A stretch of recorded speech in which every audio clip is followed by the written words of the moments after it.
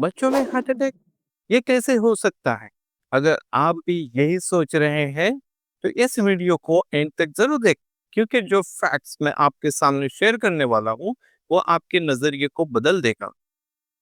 India में बच्चों और यंग एडल्ट्स में हार्ट अटैक्स और कार्डियक अरेस्ट के केसेस बढ़ना एक चिंता का विषय है। न्यूज में सुनते हैं कि 10 साल का बच्चा या 12 साल की बच्ची को हार्ट अटैक आया, और हाल ही में हम सब ने देखा कि कैसे एक यंग लड़की डांस करते हुए स्टेज पर उसकी अनफॉर्चुनेटली डेथ हो गई। इस बढ़ते केसेस का कारण क्या है? इसके पीछे मल्टीपल रीजंस हैं, जो लाइफस्टाइल, मेडिकल कंडीशंस और इन्वायरमेंटल फैक्टर से जुड़े हुए हैं। सबसे बड़े कारण बदलता लाइफस्टाइल और डाइट है।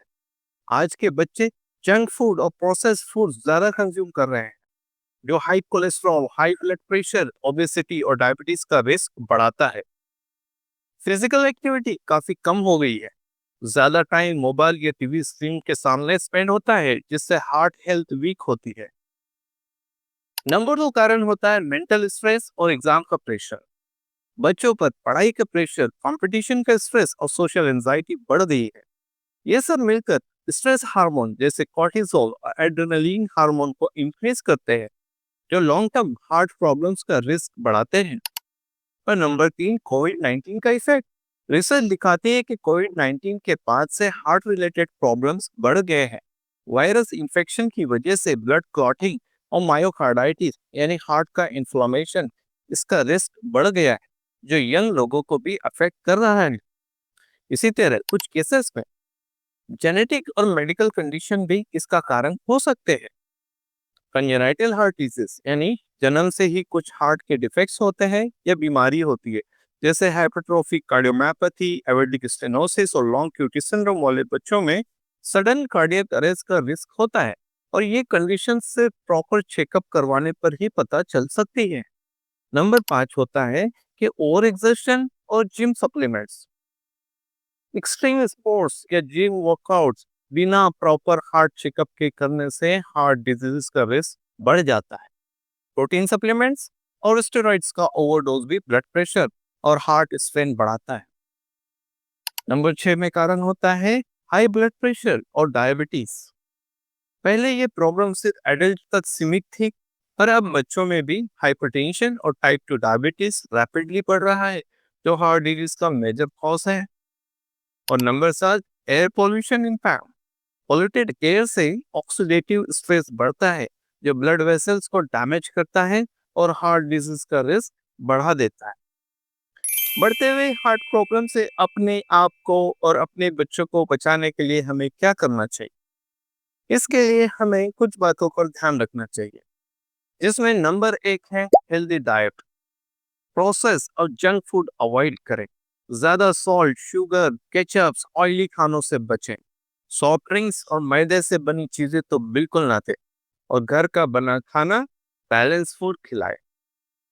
Number 2, regular exercise. बच्चों को रोज कम से कम 1 घंटा फिजिकल एक्टिविटीज खेलने के लिए इंकरेज करें।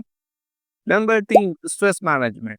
एग्जाम और लाइफ स्ट्रेस से बचने के लिए बच्चों को मेडिटेशन और रिलैक्सेशन टेक्निक सिखाएं। बच्चों पर अननेसेसरी एकेडमिक प्रेशर ना डालें और उनकी इमोशनल वेलबींग का भी ध्यान रखें।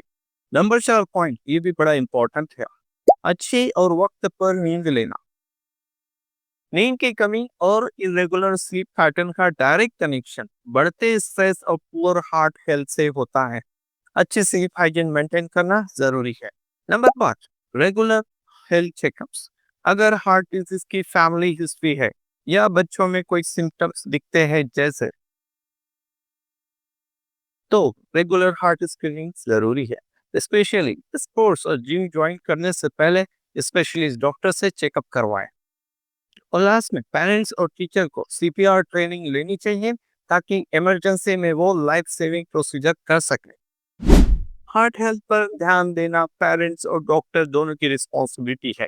बच्चों को हेल्दी लाइफस्टाइल और स्ट्रेस फ्री इन्वायरमेंट प्रोवाइड करके हम इन रिस्कों को काफी हद तक कम कर सकते हैं। दोस्तों, दिल की बीमारियां अब सिर्फ बड़ों तक सीमित नहीं है। हमारे बच्चों को सेफ और हेल्दी रखना हम सबकी जिम्मेदारी है। अगर आपको भी कभी अपने बच्चे में किसी तरह की हेल्थ को लेकर डाउट है, तो बिना देर किए एक्सपर्ट से कंसल्ट जरूर करें। इंडिया में यंगर जनरेशन में बढ़ते हार्ट अटैक केसेस एक वेकअप कॉल है, सिर्फ इंडिविजुअल के लिए नहीं बल्कि पूरे हेल्थ केयर सिस्टम के लिए भी। इस प्रॉब्लम का सॉल्यूशन एक मल्टी डिमेंशनल अप्रोच से पॉसिबल है, जिसमें public health initiative, awareness campaign और लाइफस्टाइल मॉडिफिकेशन शामिल होनी चाहिए। अगर हम इन फैक्टर को मिलकर एड्रेस करें तो हम इस ट्रबलिंग ट्रेंड को रिवर्स कर सकते हैं और इंडिया के नए जनरेशन के लिए एक हेल्थियर फ्यूचर भी बिल्ड कर सकते हैं। अगर ये वीडियो आपको इन्फॉर्मेटिव लगी हो तो प्लीज शेयर करें ताकि और भी पेरेंट्स को इस बारे में पता चले। Thank you.